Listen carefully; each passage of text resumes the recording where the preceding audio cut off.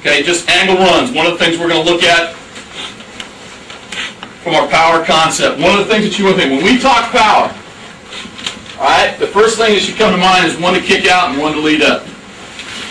One to kick out and one to lead up. You've got somebody that's kicking out in your scheme, in your gap schemes, and that's going to hold through all the gap schemes that we talk about today. Okay? You've got somebody kicking out, you've got somebody leading up.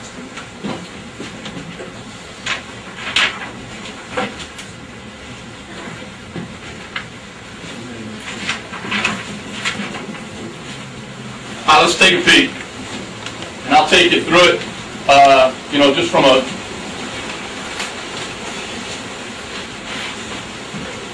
rule standpoint. We'll start with the 80 front. What we're telling, and I'll hit you real quick on what we're telling each one of these guys. The tight end, his base rule in this play, really, if you want to break it down to him, is he's blocking the defensive end. Okay, with the putt. So in this picture. Here's the DN. He's responsible for the defensive end. In this picture, the defensive end's now moved down inside. From a gap scheme or the coaching philosophy, he really is responsible for the C gap. The defensive end is C gap. All right, but if you want to break it down to the kids, say, hey, you know what? You've got the defensive end, and then you'll teach them there's a possibility of a combination call, which we'll get to. Now, the tight end, when he takes that step, remember what I told you. He's a C gap. He has to defend the C gap. As an offensive player, his first step is going to be with his inside foot. It's not going to be with his outside foot. What he wants to do to this guy really is he's selling cutoff. And the hardest thing you got to do is get that guy to believe in that. He's going to take that short step down inside step, and he's attacking an inside target, inside collarbone of the defensive end. Okay? That's his job. Tackle, he's thinking gap scheme. Where is it? Am I covered? If I'm covered, this is my gap. I'd be covered. I've got him. He's not covered, so now he knows that he's going to work together. If I'm uncovered, I'm going to help my partner. Tackle uncovered, he's going to get a deuce, duo, duel, whatever you want to call it. That's telling us that if our front side guard and tackle, when the guard's covered, are working a combination block to the backside backer. Center's going to work backside. The backside guard now is going to take what we call a back step pull. He's going to take a back step pull if he can go back step or he can go open lead, depending on the width that he's going and where the double team is, okay? And I'll show you the examples of that on tape. If we've got a call where we're dueling in here or deucing inside, what this guy's going to do is he's going to take a back step lead pull, allows his shoulders to stay parallel to the line of scrimmage, and allows him to see the defense the whole way through. Backside tackle is going to fill. The fullback now in this scheme, remember what I said, one to kick out, one to lead up. In the two-back power scheme, our fullback is the kick-out man. All right? He's responsible for kicking out. In this picture, it'd be the rover, and this one would be the Sam. He's kicking out the first man outside the tight end. Okay? He needs to work inside out.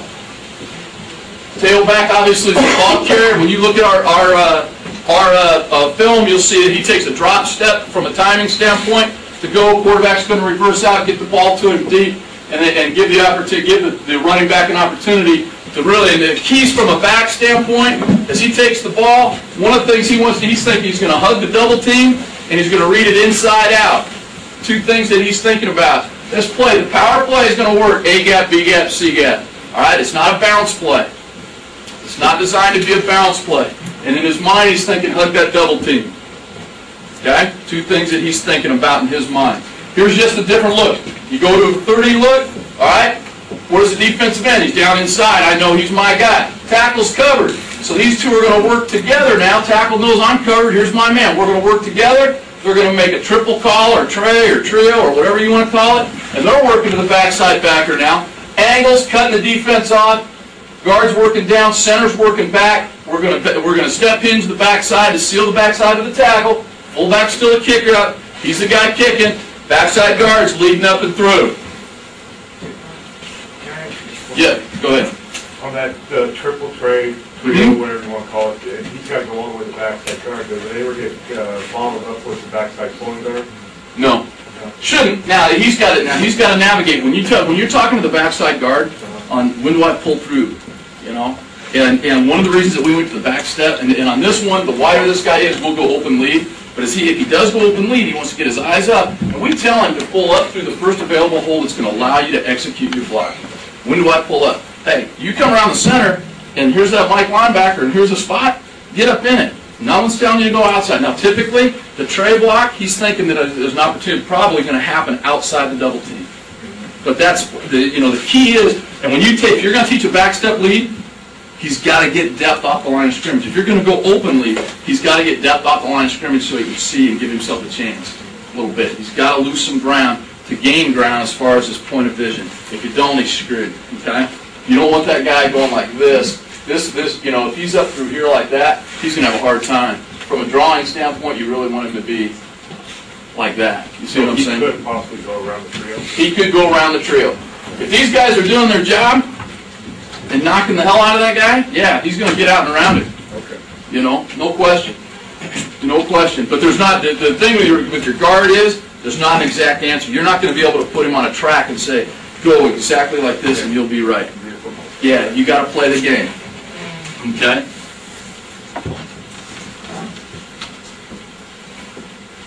All right, now, as far as our combination blocks, as you watch us work and go, and I talked a little bit in the O-line talk last week, understand this. Anytime that we're working a double team combination block, the first thing that we're talking to these guys about, are get movement, okay? We want to get movement. And one of the things that's really helped us the outside guy on this, is we're telling this guy that he wants to knock that end across the tackle. Okay? You're not just going to him and getting hip to hip. We're talking about taking that guy and knocking that defensive end inside the tackle. If we can knock the defensive end inside the tackle, then it's going to give us a great opportunity. Then we're going to have an opportunity to get up. And what happens is, a lot of times kids will get together on it and they're not sure when to leave. Who's the guy that leaves? Am I leaving or is he leaving? Do I have leverage? Do I have him? Is he mine? Where's he at? They've got to have their eyes on the backer. If the backer comes underneath, obviously the tackle's going to come through. If the backer goes over the top, we'd like the tight end to come through. But the tight end or the tackle in the deuce call is going to have an opportunity. If he knocks that guy inside, to declare it for everybody. Okay? And understand this. Remember what we said. I'm a gap player first, so I'm a guard. Anybody in my gap? No. Who's the next guy down? That's where I'm going. If that linebacker runs through or attempts to run through, right here, that's the tackle's gap. He's a B-gap guy. That's his gap to defend. If that guy runs through, he's going to come off and take that Mike linebacker. Now, it's not if he's standing there reading, if he runs through. He's got to be blitzing to come off. Okay? If he blitzes, he's mine. If this guy lines up in here like this, we'll make a now call to tell the tight end, hey, you're on your own. Okay? Tackle's going to tell him, I've got to threaten my gap. Now, you're on your own. Okay? Just keep that in mind as you work through this, because the biggest confusion that we have on any of these, in teaching these kids on the double team, the front combination, the double team combination, is when to come off, how to feel it, is that my gap, is he coming or not? And what you really don't want is, you don't want these guys working here and this guy just reading up and coming off to this guy. We really want to get to that backside linebacker, because that's the guy that's going to knock a hole in this thing. We've got somebody for the front side backer. Unless he blitzes the gap, let him go. Do not let him be a part of your thought process. Is everybody good on just the two-back power and what we're looking at and how we're doing it? Okay, let's look. We've got a bunch of examples on tape. Let's take a look at some of that. Bear with me. We're not sitting on a cowboy remote here.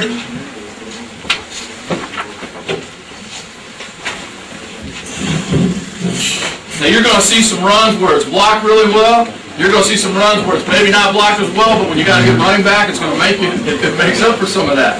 Okay, there's going to be times where they're going to work with each other.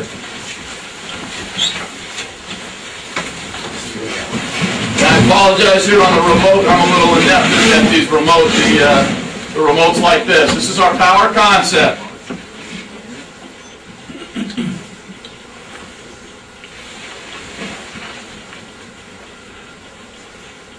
Ways to get to the power. That's a tailback starting and then motioning back into the backfield for us.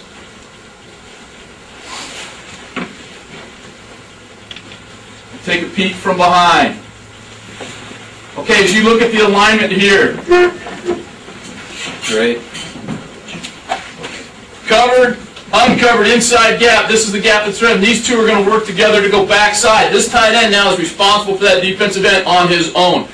This is the one thing about the power. There's a little bit of difference. I'll talk to you a little bit. I'll show you a rail scheme later on where if you've got a tight end that maybe isn't a butt kicker, that you might want to veer that guy inside versus a 9 technique to offset that a little bit. But if you've got a guy that can handle the point for you, and again, let me make this point clear. He doesn't have to kill this guy.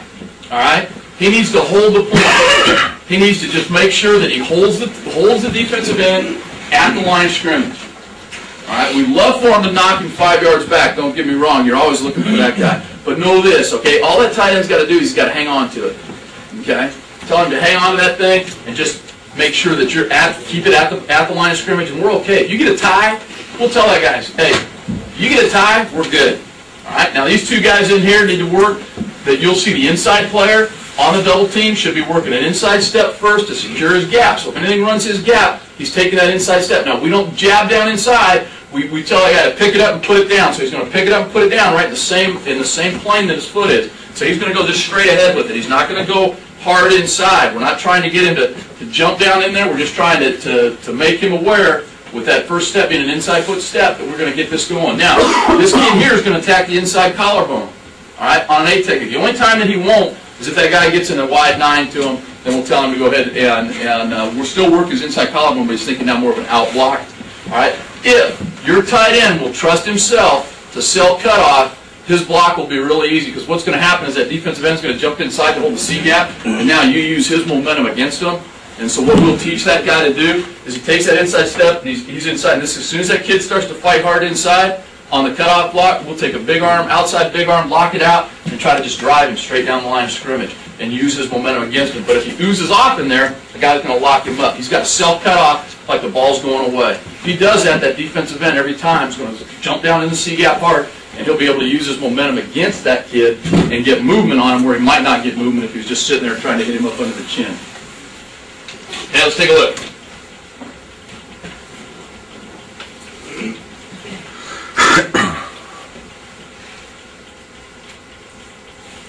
Now, one of the things that I'm going to tell you is this. If your front side combination is good and gets movement to the backside, you'll see there we pick up the backside backer. If your front side combination is good and your tight end gets a tie, this guard might never get to his guy. All right? If he does, great. But there's times that front side linebacker is going to scrape outside the power. If the tailback's reading it inside out, he'll take care of that guy without the guard ever having to make that block. There's times that the guard never finds him.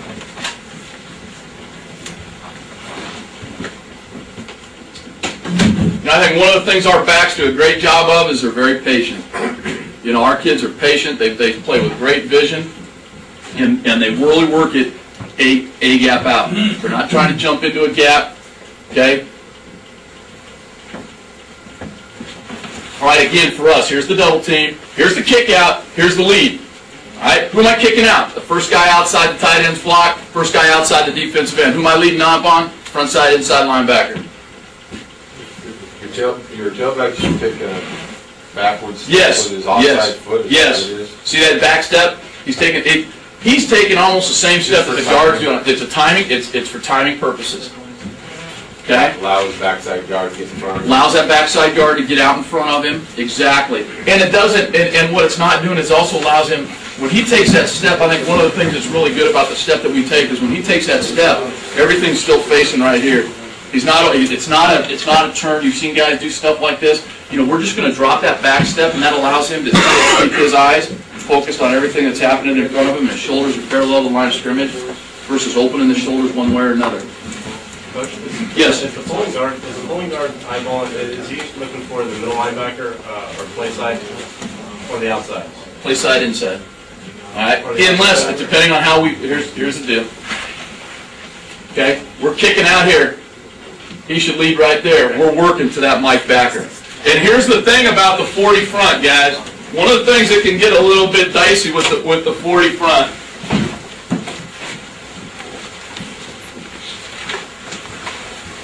You know, if you get a situation, I'll take it to the 40 just because this is going to give us the look I'm talking about here.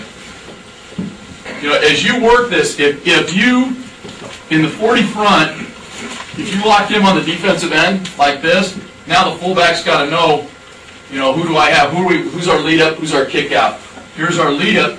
There's the fullback's responsibility. And now we work it, boom, to here and to here. Now, what happens if they take and bring the rover down and it'll look similar to that? All right. Now, we know this. We know this, but they got to know who to work to. All right. And in this situation,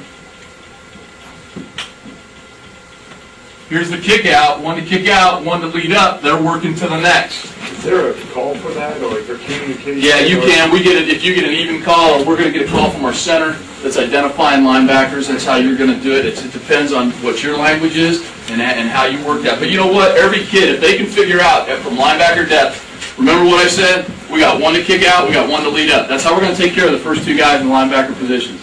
Now, so who are these guys working to? Boom, boom. I'm going to work to here. So even if I didn't hear a call, I should be able to figure it out if I work my rules. Can you set up to the will, or do you just hand on the backside tackle?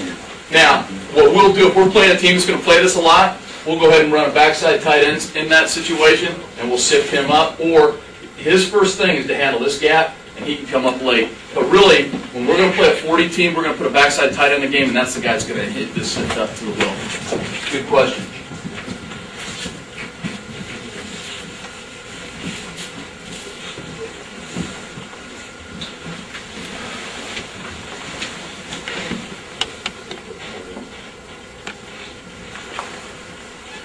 As you guys know, most of the time in Clinic Talk, they're going to put the good stuff on tape so you can get examples. But I'll tell you what, our kids do a great job of running this play from the line to the quarterback to the back, just all the way down through.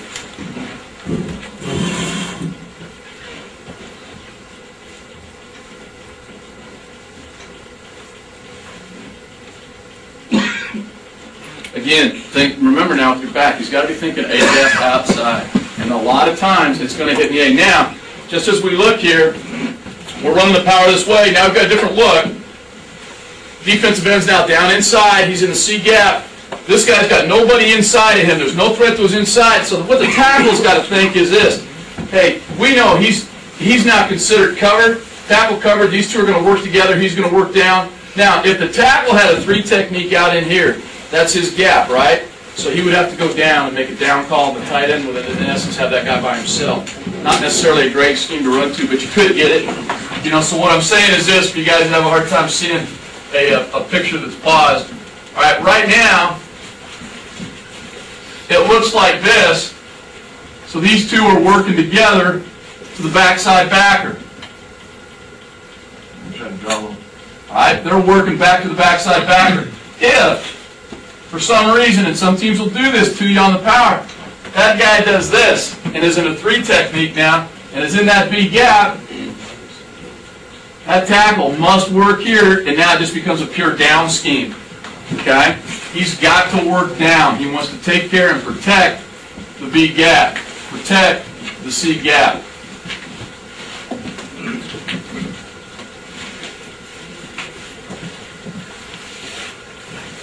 So by alignment, we've got a guy in the A gap. Guard knows that's my guy. We should get a tray block here for the tight end. The tight end, knock this guy across. Can you get it done?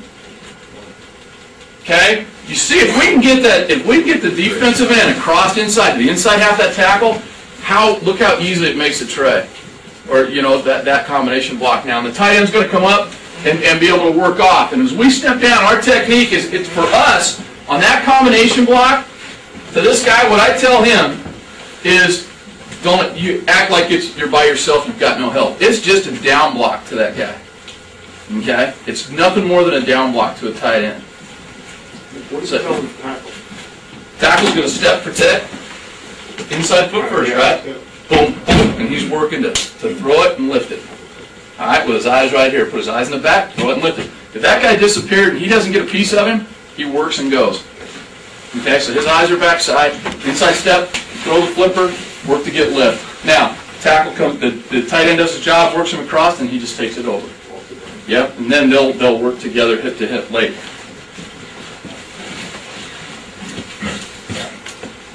The fullback looks like he's coming straight downhill. Well, Here's the deal. What you've got to teach that guy is he's got to take a hard inside-out angle. All right. The worst in his mind. What's his worst-case scenario? Somebody who's trying to wrong-arm him.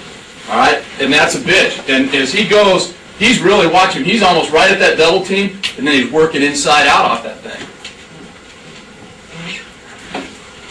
But you can see here. I think the other thing you get here is you just see the patience and watch the tailback.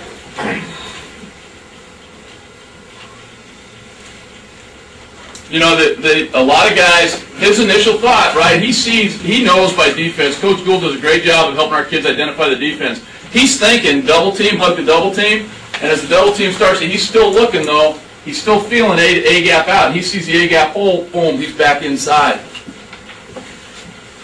And he gets north and south in a hurry.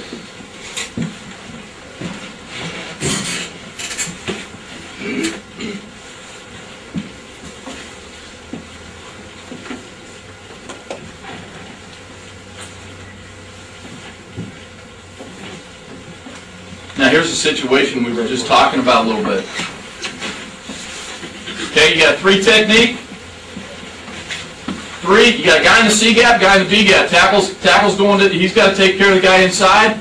Tight end's got to take care of his guy inside. Now here, watch the tight end. Sell the cutoff block. Get your eyes on the inside number. Sell the cutoff block. Use that against him. Now I'd like him to finish a little better. All right, but he gets great movement initially. It's a little bit high. Fullback knows he's got to kick that first guy out.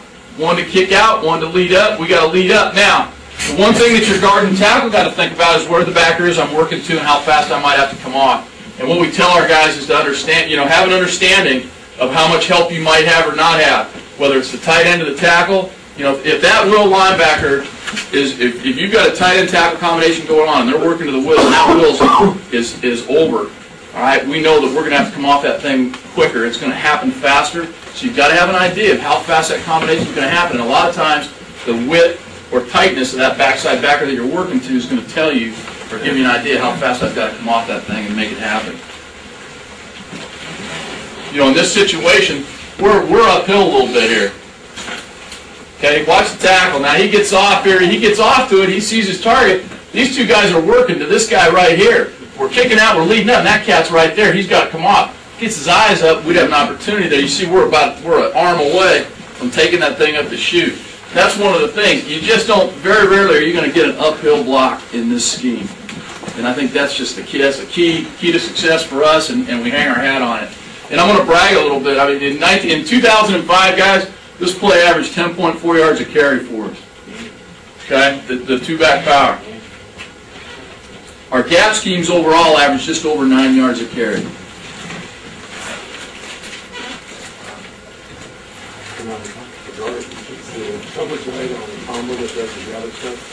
Yes.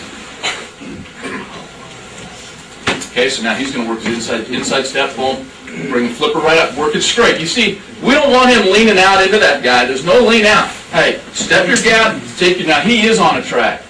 Now this guy's thinking down block. All right? That's all him. That's all him. That's all him. Yeah. That's all it is. It's the same combination, just instead of these 2, it's these 2. Same technique.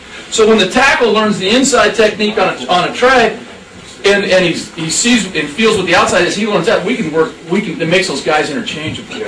The kids all become interchangeable on the play. Yes. All right, now.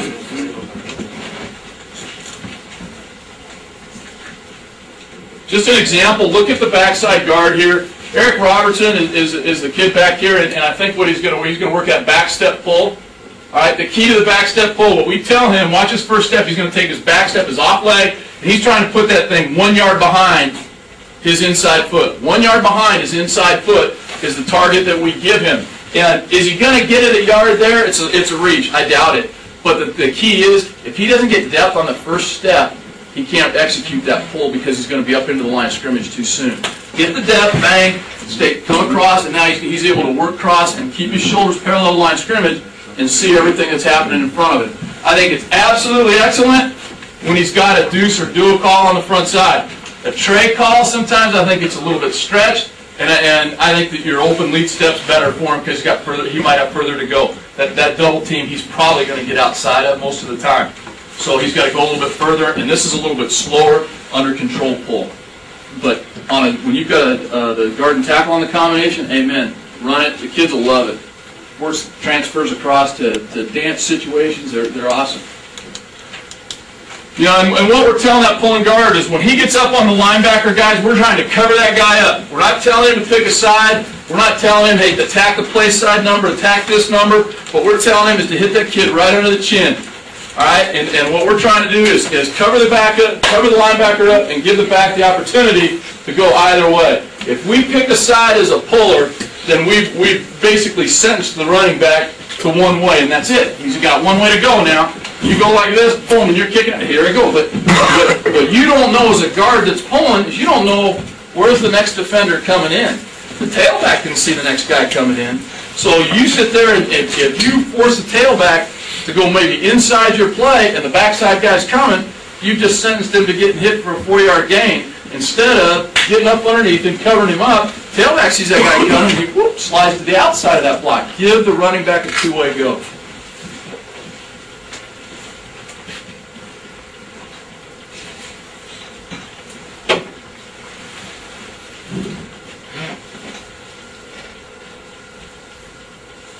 Now, for us, by game plan against these guys, you'll see a safety come down the middle over here. We did not count him in the count. He was going to be an outside leverage player. We felt the play was always going to be inside that guy, so we didn't count him in the count. And that's a little bit of game plan. They started him deep and brought him down late. We left him out of it. And this is a play, if you guys have an opportunity to go listen to Ron Gould talk later on, he's going to talk about our perimeter plays. One of the plays he's going to talk about is our boss sweep, which I'm not going to get into, but the power and the boss sweep complement each other, and a defense can't be right. And he'll show you how it can't be right. Okay, he'll show you the second half of that deal. See him later on if you get a chance.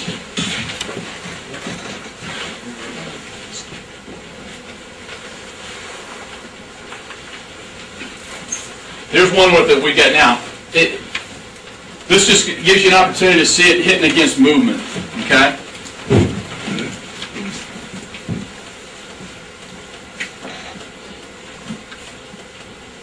The team member lines up in a 3 and a wide 9 technique to you. Have a way to get to this play because it makes it too easy. But watch what you'll see here is now your offensive tackle, as that guy tries to slant back across his face, he's starting on the down block, and that's why we talked about yesterday with the offensive lineman not being in too big a hurry on the down block, so the guy that's working over the top you can adjust to and redirect. And you'll see OC here redirects on the tackle.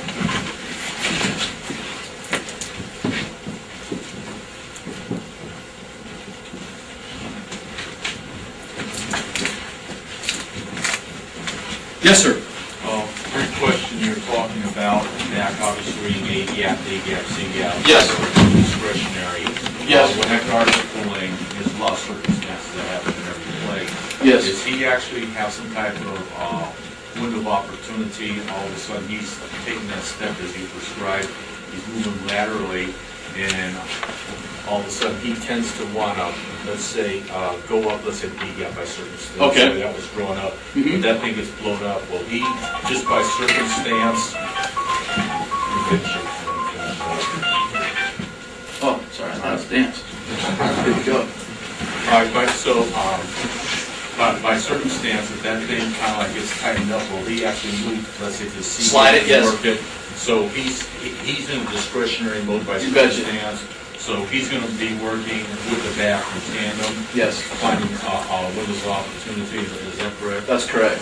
As your guard pulls, we talked about this a little bit, is he's looking, in his mind, he's thinking, what's going to give me the first opportunity to pull up inside and get to my block and execute my block. Now, one of the things that we tell him is, hey, the double team's a good place to start, just outside. Like you said, we'll go outside the double team when the tackle, when the tight end double, we'll go outside. It'll 99.9% of the time on the deuce, it's going to go outside. On the tray, it's a good place to start.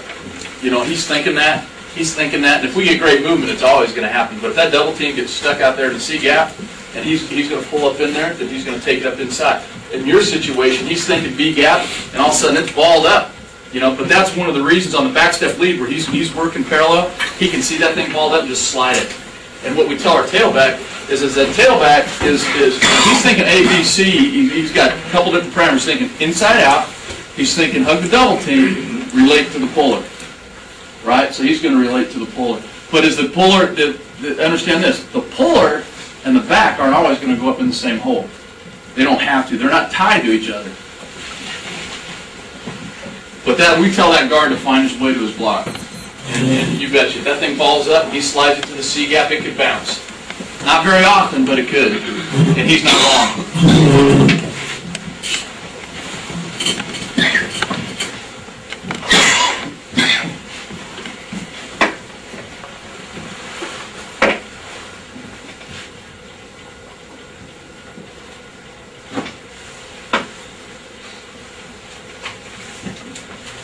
So this is why you never say never, always, or forever. Does the power ever bounce outside? Not very often, but there's a time sometimes. Watch what's going to happen. Here you're going to get a wrong arm situation here. Where this guy wrong arms it, he's going to read it, and he's going to end up bouncing out of it. Okay? We should get a double team combination here. Here's who we're trying to kick out. Now what they started doing, Illinois starts trying to squeeze the tight end on his part of the down block, and that is making it very difficult for us inside here. Well, that's great. Watch the guard. Guard does a great job here.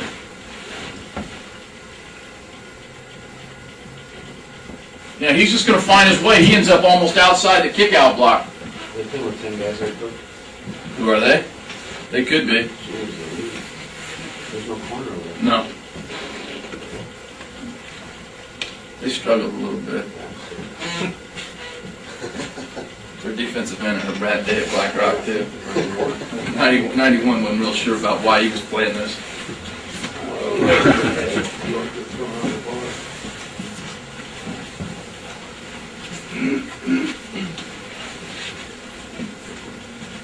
Hey, Coach. What do you guys' best splits on this play? It's pretty tight. You want me to tell you what it starts at, or you want me to tell you what it ends up at? What does it end up at? Well, I'm going to take you through the whole thing. Our line splits are 18 inches. That's why on the first day of fall camp, first day of spring ball, okay? And then we start talking about, you know, if you've got a situation, you're going to work a double team combination or anything like that, you can squeeze that split. You can expand it if you're on the, there's times and places. Now, for a tight end, it's easy to change his splits because we just tell them, hey, don't always be wide on pass, don't always be tight in your combination, front side, back side, you can work that. Offensive linemen will start here, and they will, as time goes, go to here. And we end up we're closer to a foot than we are to 18 inches. And if we're on the goal line, forget it, okay? We're foot to foot. How deep are you guys? How deep are we alignment-wise? We are barely legal, okay? And for us, especially our tackles, we'll look a little bowed. Our one tackle, the one kid, 61, has a really funky stance. He opens up and he'll look deep all the time.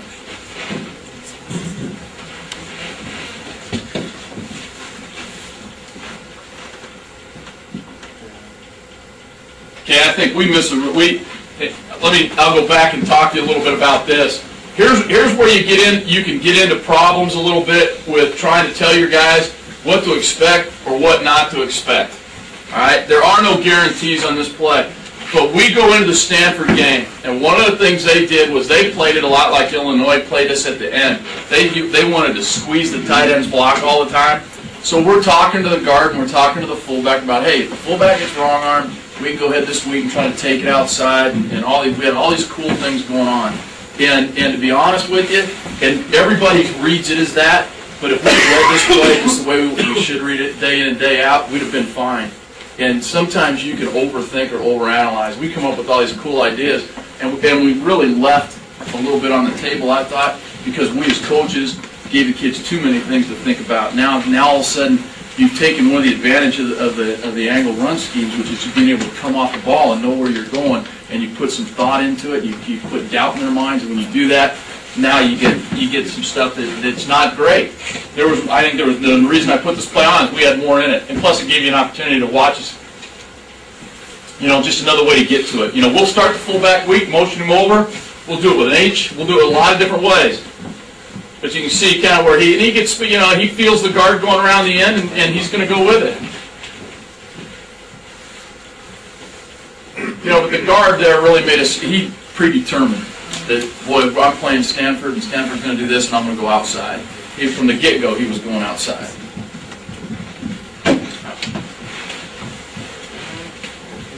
It's a great play for us, a really good play into the boundary out of Twins.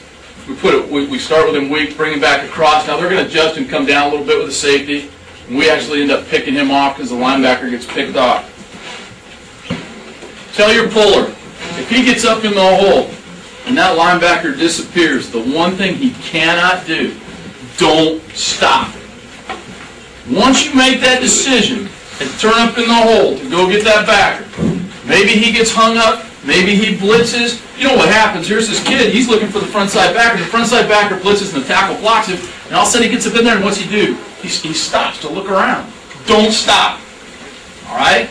If you're not going to block anybody, at least get out of the way. Okay? Keep right on mowing. Look inside for anything coming to straight up over the top of you. Don't stop. Because all he's going to do when he slows down and stops is going to gum up the hole. The back's going to run up his back end, and the play's going to become disjointed. Just go.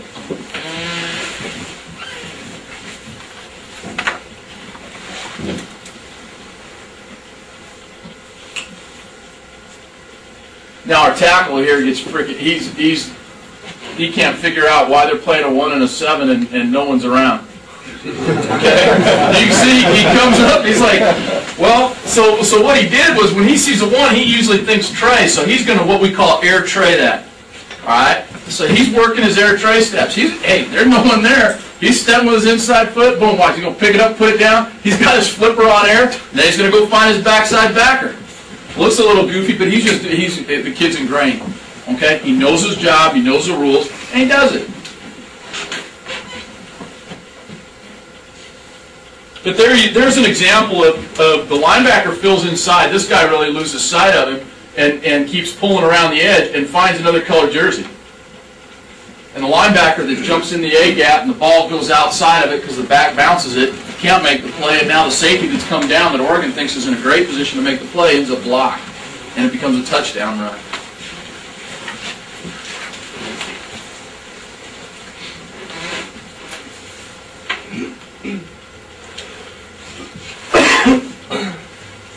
One of the things that's kind of fun, when these two teams get together now, you got to know, and I think most of you guys know, that a lot of our staff comes off that staff, and the two teams do a lot of similar things defensively and offensively, so everybody knows everybody, and you get into a lot of serious game planning trying to figure out, and you'll see they put a lot of folks to the tight end side of the run game. We're just stubborn enough to say, you know what, we're going to run the football in here.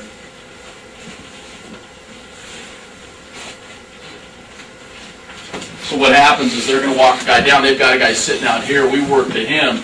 We really should pull and lead to that guy right there.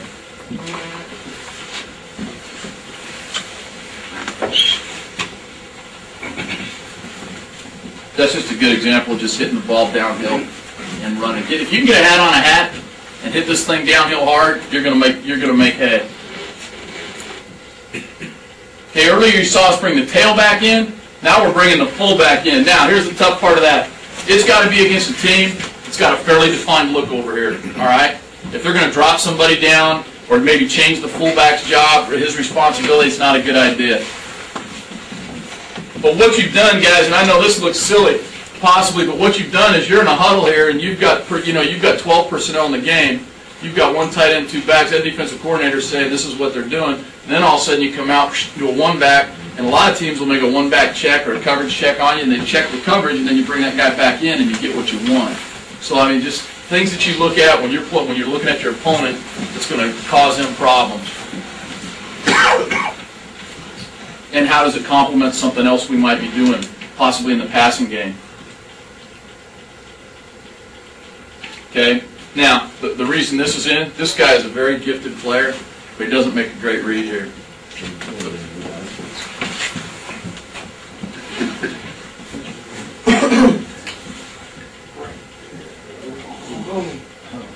Okay, and I'm telling you, he's absolutely one of the most gifted guys I've ever seen run the football in here.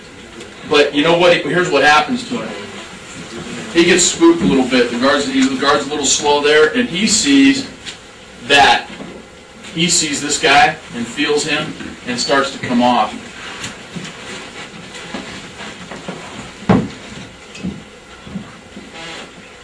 So our fullback made the line and fullback made a great adjustment when the backers bumped. We bumped our targets, and we're in great shape. But Marshawn just needs to trust it, be patient, patience with the tailback.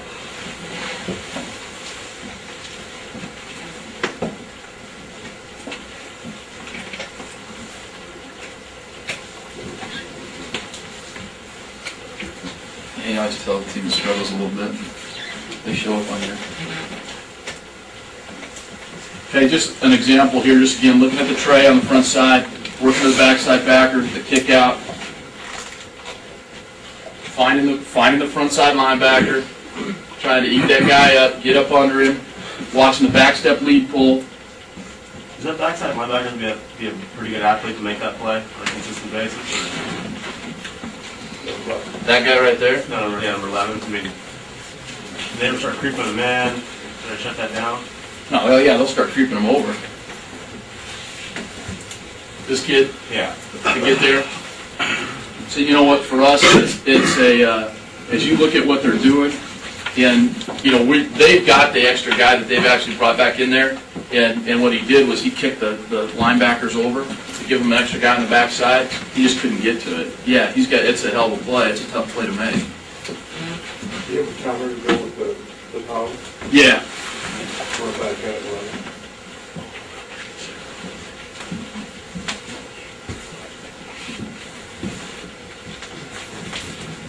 How much I put on this thing? Okay, real quick, just on the one back power concept number 2. Let me know. Somebody let me know when I need to stop this thing. One of the things in the one back power, the only difference is now again from tackle to tackle, it really doesn't change what's going on. But what happens to you is once you go to one back, now the tight end not only becomes a point of attack guy, but he really takes the place of the kick-out block. He becomes that guy. So you're a guy down. So obviously then defensively, there's certain looks that you want to run the one-back power to and certain looks you really don't want to run it to. You really don't want to run the one-back power anytime there's 2 guys outside the tackle, on or outside the tackle. It's not a great play. You still can do it. But if you've got an end and a Sam outside in the one-back power, these guys have got to base this thing now, and now you've lost the gap team combination concept that you like. Where you really like the one-back powers to really do a 3-man side and a one-back set, where somebody's playing like this with an off, or a guy outside. As long as you don't have 2 guys up on the line of scrimmage with the tackle outside, you're golden. Okay, good to run, not great. You can run it, you can rule it, but it's not a great play.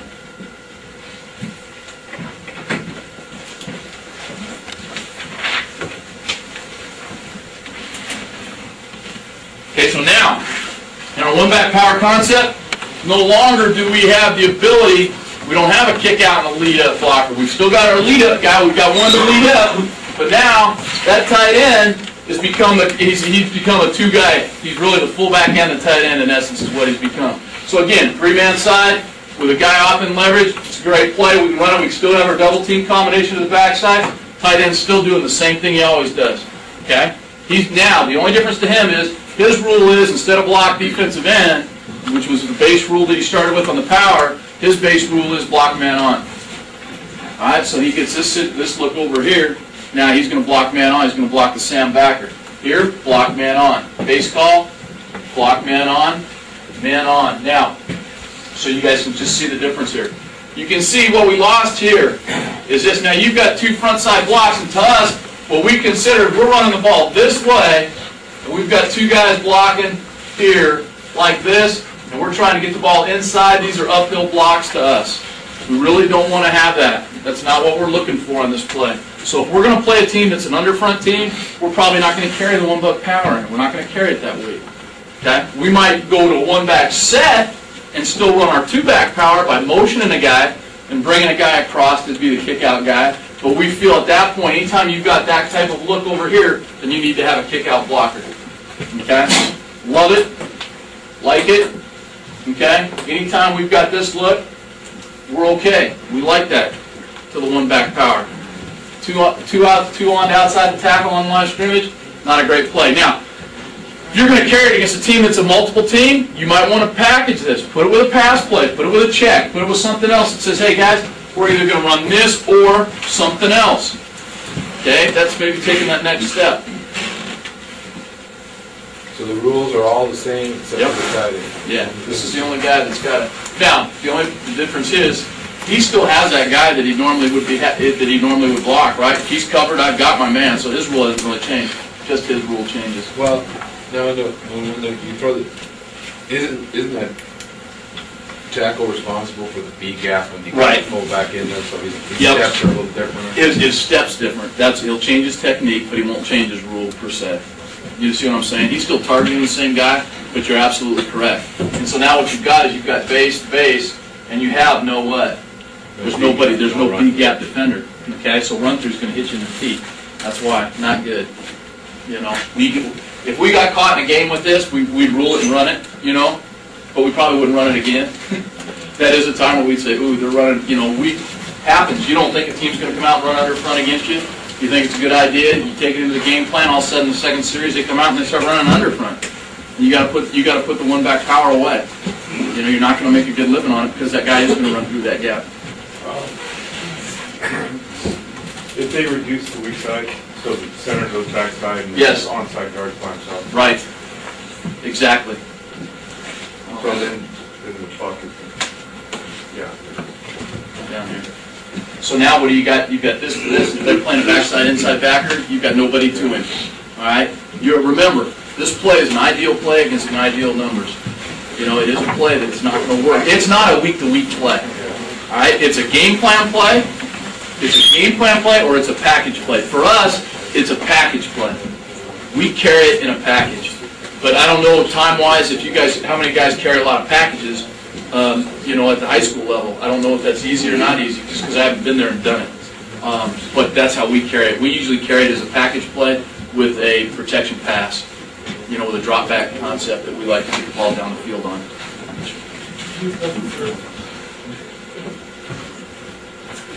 Let's see if we can run to a couple of these. And I will tell you this, our one back power has been, if you said, Coach, which one of these plays are the best or not so good or okay, we've gotten okay mileage out of this. When I say okay mileage, we've averaged a little over 5 yards a carry on this play. I mean, that's good. That's good mileage, and we shouldn't be greedy. But if you compared it to the other gap plays that we've run, it's probably been one of the least successful really play out of the bunch. It's been good to us. It hasn't been great to us, and the other stuff's been great to us. And these we just got a couple looks at.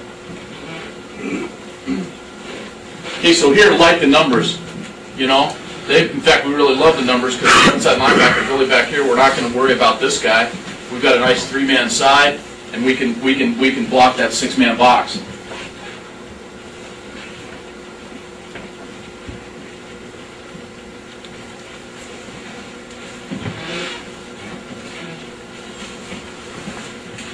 Okay, they cheated this. We've got to get back up to it and get up in a hurry.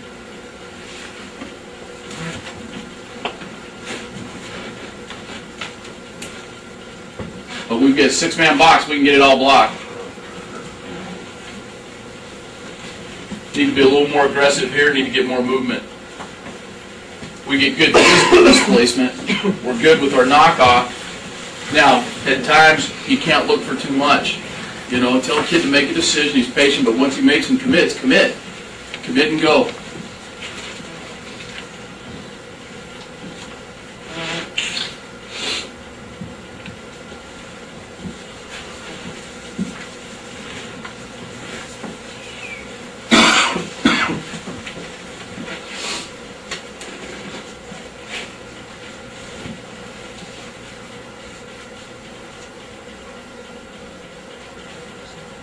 Now, what makes us play a great play is we catch him in a blitz, in a stunt. As soon as I go place like guard, as soon as he steps in, he feels nothing, he's going right to back. You bet. He's not looking to help. Now, I will tell you this These guys consistently, this team right here, loves this blitz. And when there are two backers lined up like that, we know that blitz is coming. The tackle knows that guy's going to end up coming across. Our guard's actually probably a little quick, but he's anticipating that he's got a backer that's going to straight to him. Okay, they love that. That's a big part of their run-stop defense. And you know what? You learn from lessons played. 2 years ago, we went there and didn't have an answer for that blitz. Not a great answer.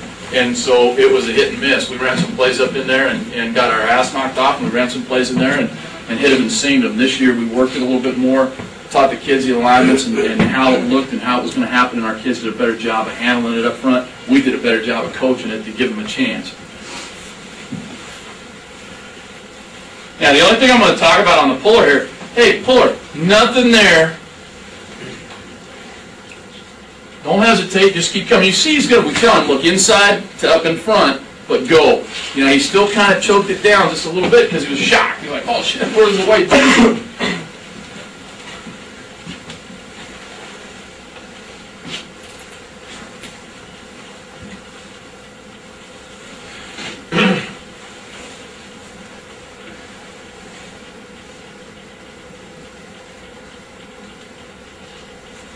Here, I think the back does a nice job of finding his way to the hole, and then he relates nice to the guard. Again, guys, just different formations, things we do.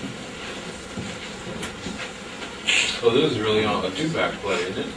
But it's two-back power? Yeah, we're cheating. Okay, but no. And here's what I'm saying. Take that guy out of this, we still like this play. Right? We talk about it, if that's a leverage defender outside and off the line of scrimmage, we got a six-man box to us, it's all good. What we did was we added him here, but his rule wasn't so much the fullbacks as it was block number 4. So he was going to go, that guy was deep. This guy right here is down a little bit. He's at about 7 yards. Game plan-wise, we thought they were going to play him deeper, 9, 10 yards, and we were just taking him up to the safety. But in essence, yeah, it's right on the edge of that. Is it? If we had the fullback back here and they lined up like that, he'd go to that same guy. But in our system, but your tackle isn't blocking those rules. Right, exactly. Everybody else is block and punch. He's window dressing to handle number 4. Everybody else is blocking the punch play.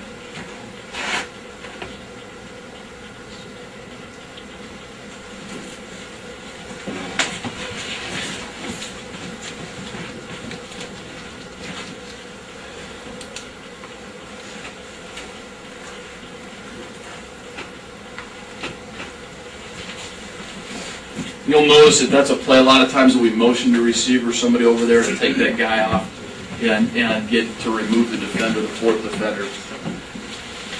And here you run it kind of out of the draw. Yeah. And that's why we've got it on screen here. This is still our punch play, but now what we've done is we offset. And guys, the reason that we started offsetting this play was because when, again, when you self-scout yourself, and what we found was every time the back was offset and one back set, University of California, Cal was doing what? Throwing the ball. And so we said, okay, now we sit down and say, all right, we've got to come up and run the football with an offset back. And this was one of the plays that we said we'd go ahead and run that with. And it worked out well for us. I mean, he's just taking a slide gather to it, receiving the ball very similar to draw ball handling. So again, carryover, right, from one play to the next. For the back, it's the same carryovers. Reads don't change. Doesn't change up front. These guys up front, that one back power is one back power. You're the quarterback and your back's just running draw, but everybody else is running the punch play. Exactly.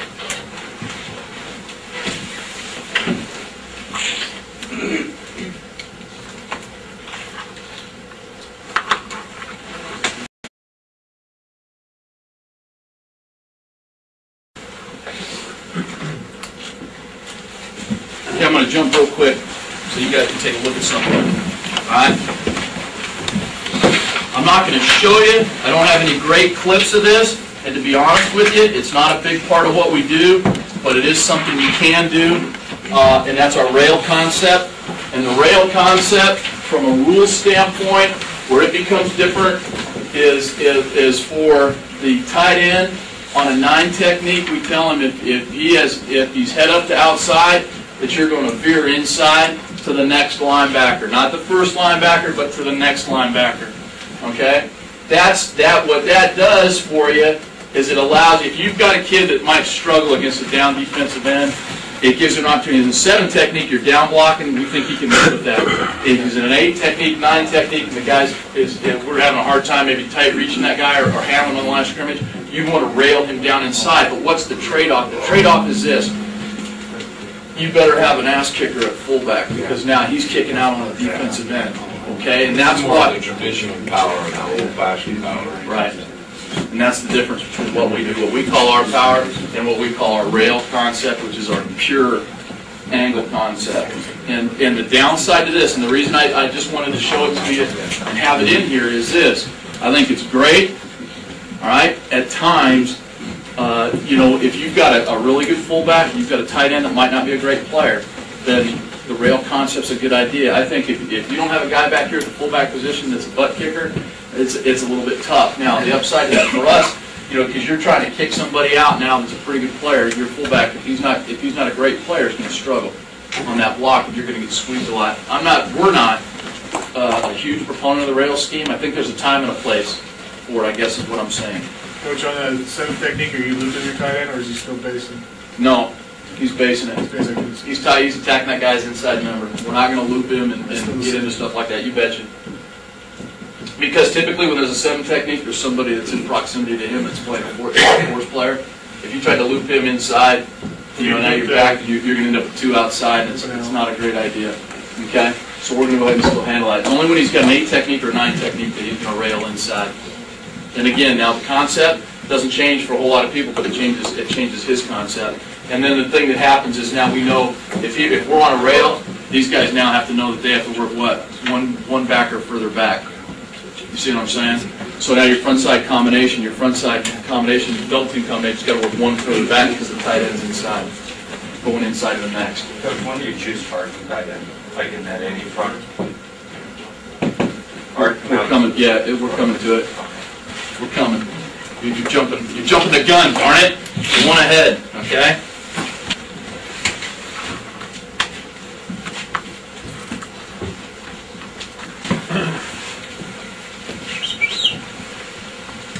Okay, now, next concept, our arc concept with our tight end. And the question is, when do we arc the tight end? All right, we'll arc him versus an 8 technique or a 9 technique. We'll tell him versus a 7 technique, everything's still on. Now what we'll do is we'll hand signal the fullback. We'll just hand signal him with our hand to tell him what I'm doing. You know, because that fullback, we don't want him to be guessing, hey, are you arcing him?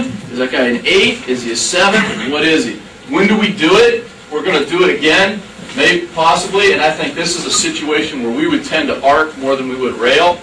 And if we're going to arc him, was that the loop question that was earlier? That was you guys were talking about this guy or looping back inside? Okay, arcing outside. All right, I'm with you. Here's where we're going with it.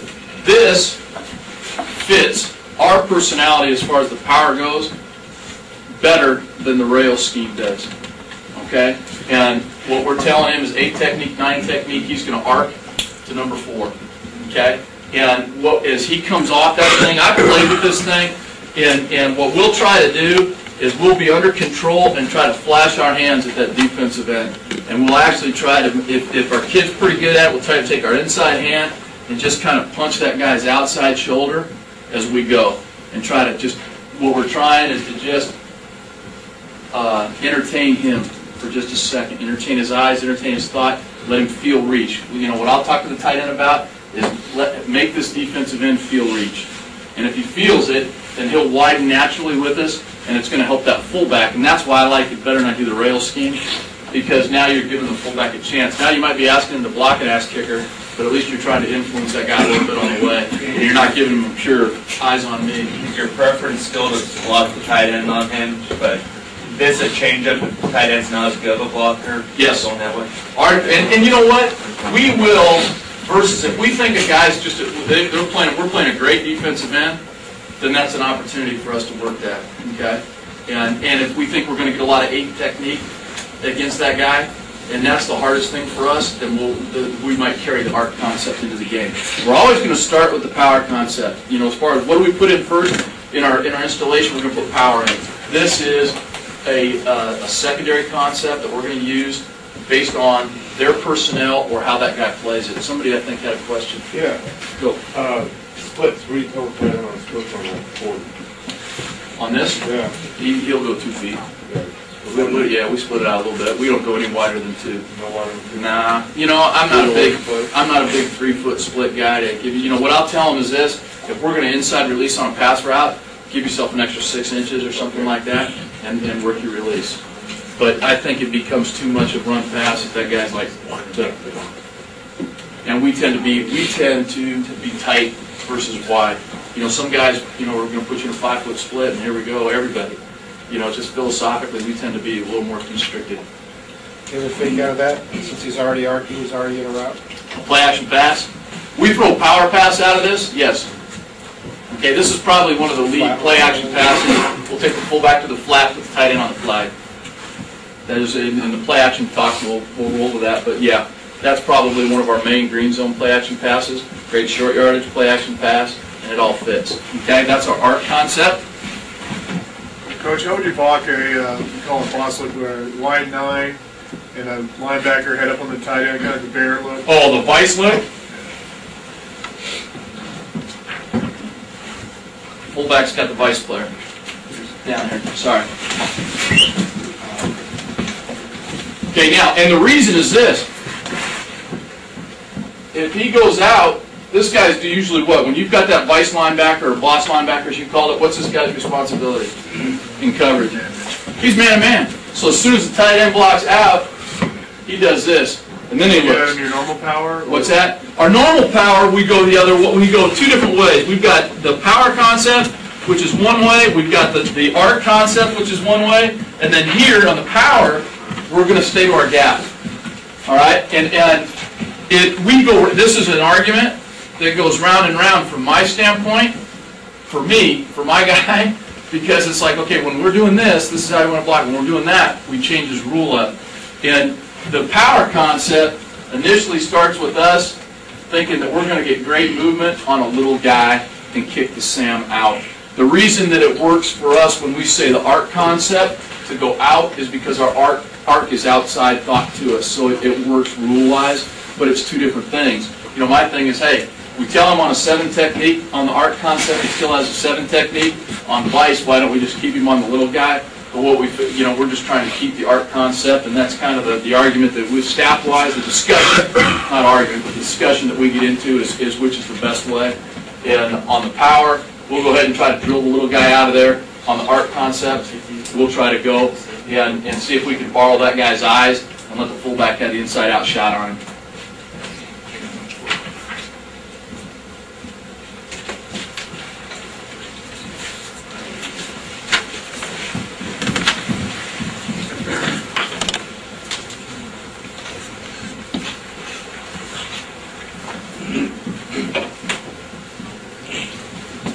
Okay, got a 9 technique outside. We're going to go ahead and arc this guy.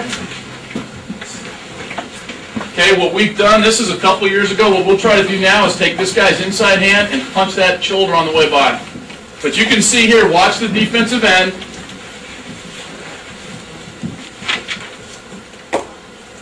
You know, there's just a slight hesitation. He just holds his width a little bit, makes it a little bit easier for the fullback to get inside out.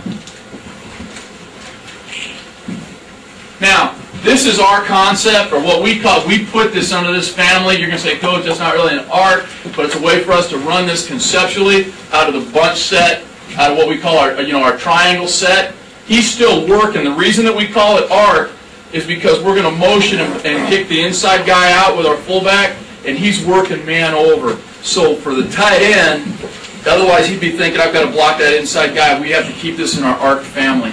Great play though, guys. Complements the pin sweep stuff that you guys, you know how you're pinning and pulling? The pin sweep and this play right here complement each other out of that triangle punch set. Alright, if you're doing any of the pin sweep stuff, you need to run the arc, or the arc power out of it. And it looks one-backish because what we'll do is our fullback is the inside guy in the triangle, and we motion him to get him inside out. Is the way to get that done.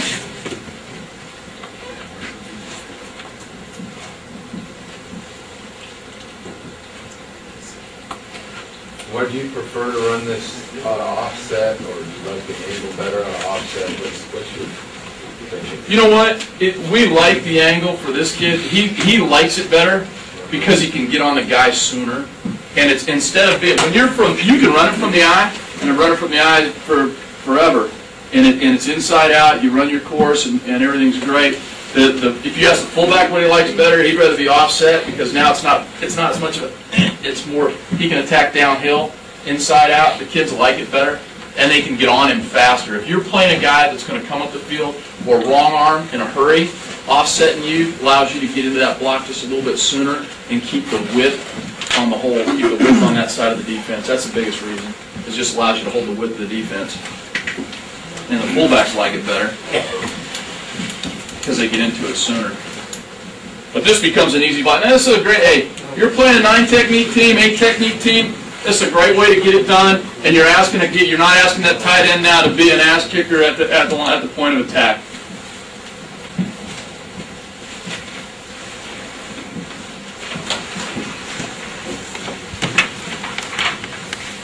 All right, real quick. How are we doing on time? Does anybody know what time it is? It's 11:35. What's that mean to me? I got 8-10 minutes? Oh. All right, guys, Dave, now, this is our counter concept. And I put it in as our F counter concept. We do it as an H. We can't pull a tight end. I've pulled a backside tight end in a 2-tight set. You can pull a tackle. I will tell you this, and just philosophically where we come from is we're not going to pull that guy near as much as we're going to use an H or a fullback or somebody like that to do it. Okay? And the bottom line is, for us, it's just a little better athlete that you're asking to get that done. Okay? For us. You know, and we also feel that it helps us secure the backside. I'd rather secure the backside with an on-the-line line of scrimmage player than I would pull this guy and ask the fullback to secure the backside. Okay? We've had problems in the past of trying to get that fullback in there to seal that thing on the guy that's running hard through the backside gap. Okay? So for us, it's a trade-off. We're going to ask this guy now to be the puller. One to kick out, one to lead up. Doesn't change. Our rules don't change. To the front side guys, you call power, you call the arc, you call the counter. It ain't changing. Nothing's changed. We still got a guy kicking out. We still got a guy leading up. We've just changed responsibilities as to who's doing it. Now, the backside guard, instead of being the lead-up guy, he's the kick-out. And now for us, the fullback, instead of being the kick-out guy, is now the lead player. He's the lead blocker. He's going to be the lead-up guy. Steps for your tailback? Step for the tailback, and we've gone around on this, and really it's become that drop step, back step. And some guys do this, and, really kick it hard. And you'll see on this, you'll probably see 2 or 3 different ways. But really what it's finally come down to is that same back step, timing step, and go. We don't try real hard. So what makes the counter the quarterback? I think the quarterback more than anything. We cheated a little bit. Watch, we'll get to, let's see here, and we'll take a peek at it. He's gonna get some to it, and we've played this thing, and he'll rock it. He might drop step rock it. No, for him it's drop step 2 times. And again, we've changed this thing a couple times, so I'm probably not the best guy to tell you how we're working the footwork on this thing. What the biggest thing that we've come down to is this. I will tell you this: we're not going to turn his shoulders. We're not rocking the shoulders. Okay.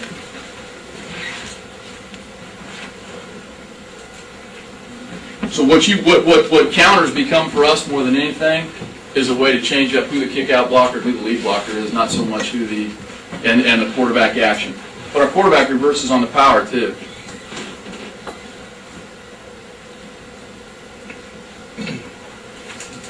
So we'll slow his timing down just by his footwork. See, it's back step, gather, go instead of just rock and go.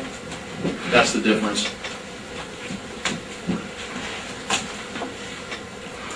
Do you ever run any, I don't know what you call it, to the weak side away from the tight end, a power look? Yeah. So it would come off the counter, but I've noticed on that back step weak here, So that counter's coming off of what play do you call that to the weak side? We have, where our fullback's gonna be weak is our zone play. When we're in two back, we'll start that way in a weak back set. Okay, that's about it. Our cut play, our zone play, really. Kind of power weak then? No, is it in our offense? Yes. Do we run it? No. Four-man side takes us out of that, you know. Now, we will run what we call our bob play, which is fullback weak up on the linebacker, but we're not going to pull to, instead, we don't have a kick-out lead concept on that weak side. I guess to answer your question, we don't run pure, you're talking about just lining up and being able to. And some kind of power concept to the weak side. Yeah, and just run that. You can run to a three-man side, but I'll be honest with you, we don't see a lot of pure three-man side stuff. They're usually working. If we've offset the fullback, somebody's lurking down in here, and it just wasn't a good play for us. Now, we will run, and what I have on the end of that is our tackle pull play, or what we call our truck play, which is our, it's a gun run, or but it's a six-box rule.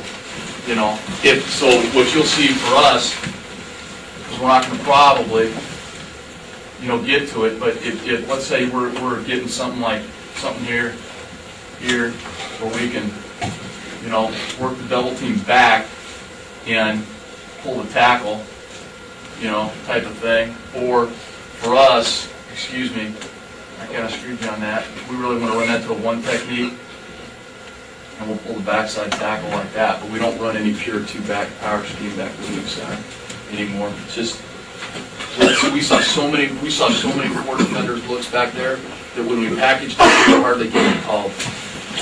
So it just wasn't something that we can do it. It's in our offense. It's in our playbook. It's not something that's going to jump out on top of you. Yes. I'm sorry. No change. No change for the tight end. No change for the tackle.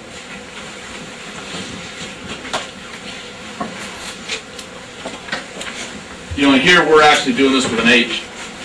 Okay, this is actually an H counter.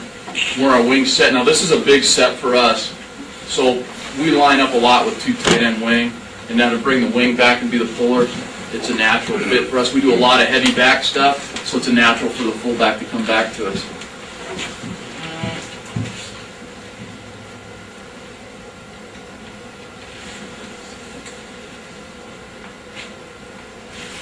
Okay, now the arc concept can carry over to also the, I had an arc concept on it. Arc, am I on it? Yeah.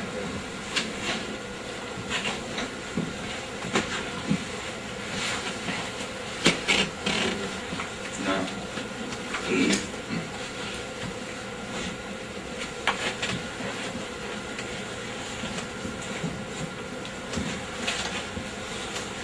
Oh yeah, we are. Okay, now stop. This is when we want to run counter arc. There's counter back to what you're talking about. This is 2 years ago, and I actually had one on here. I didn't think I did. Now, what we will do here is not a power concept, but a counter concept to this side, and put him on the fourth defender. And pull. You still got a fourth defender guy, and you're bringing your H back through. Right, exactly. So what you got, I don't know if you guys can see it or not, so we'll just put it up really quick. For us,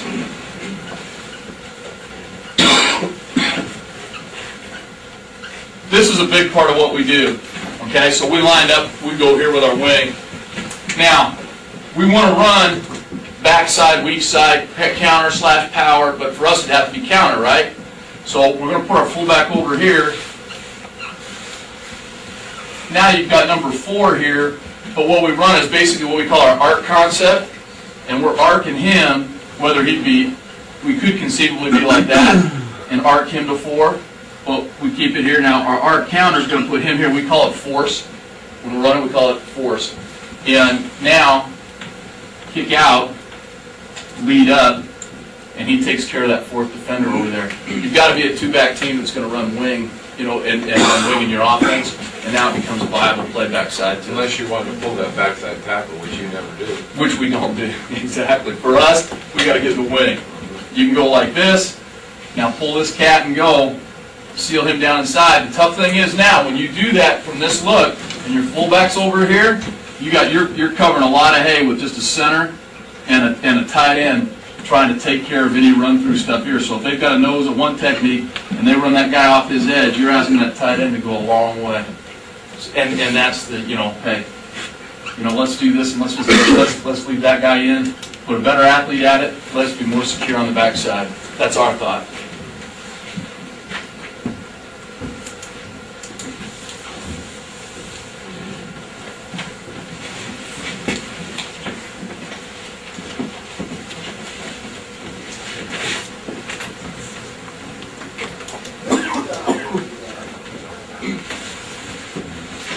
And again, this isn't something we majored in. This is actually from our 2003 season. So I had to hunt to find it. One thing you'll see here is what we tell this guy is he wants to really sell that kick-out block. His initial path is right off that guy's shoulder. See it? And our fullback actually does a little rip through his, we want this guy as occupied as possible to make that kick-out block as easy as you possibly can. Hold width on it, let the guard get inside out on it.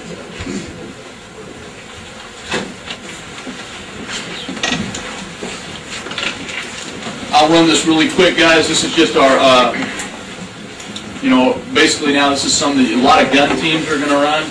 You can run it under center, you can run it from the gun. For us, again, this is an offset run play.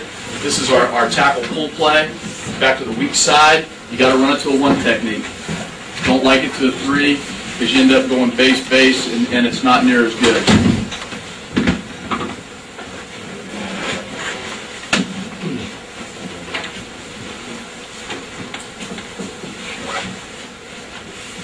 Okay, talk about receivers playing 11 guys, playing hard all the way down. Watch number 7 on the end of this run.